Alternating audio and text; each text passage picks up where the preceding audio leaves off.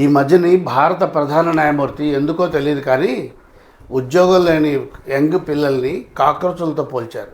ఆయన అలా ఎందుకు అన్నారో, ఎందుకు అనాల్సి వచ్చిందో విశ్లేషించే పరిజ్ఞానం నాకు లేదు. కానీ ఆ మాట విన్నాక ఒక హార్వర్డ్లో ఉన్న ఒక స్టూడెంట్ ఏకంగా కాక్రోచ్ పేరుతో ఒక పొలిటికల్ పార్టీయే పెట్టాడు. నాకు అనిపించింది, కాక్రోచులు ఇంట్లో హానికారం కదా, ఎప్పుడు క్రిములని చంపుతుంటాం కదా, ఈ కాక్రోచులకి ఈ హార్వర్డ్ కుర్రాడు ఎందుకు పేరు పెట్టాడని చూస్తే, కాక్రోచులు నిజంగా ఇంట్లో కాక్రోచులు హానికరం అయినా వైల్డ్గా ఉండే కాక్రోచులు చాలా ఇంపార్టెంట్.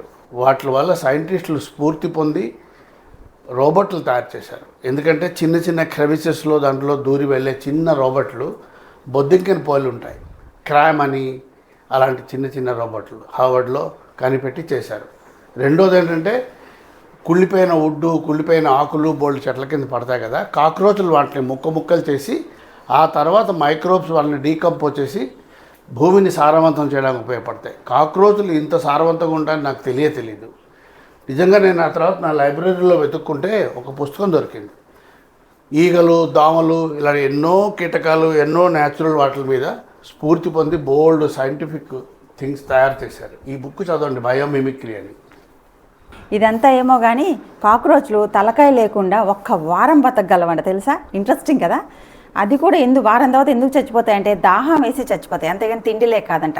తిండి లేకుండా ఒక్క నెల బతకగలవు. అమ్మో బాబోయ్, నేను తలకాయ లేకుండా 43 ఏళ్ళు పనిచేయలే. తలకాయ ఉంది నీకు, కానీ తలకాయలో గ్రే మ్యాటర్ లేదు. ఇప్పుడు ఎందుకులేబ్బా, నీ గ్రే మ్యాటర్ ఇక్కడ జుట్టు గ్రేగా ఉంది కానీ తలకాయలో ఏం లేదంట. తెలియదు కదా, అందరికి తెలియదు కదా.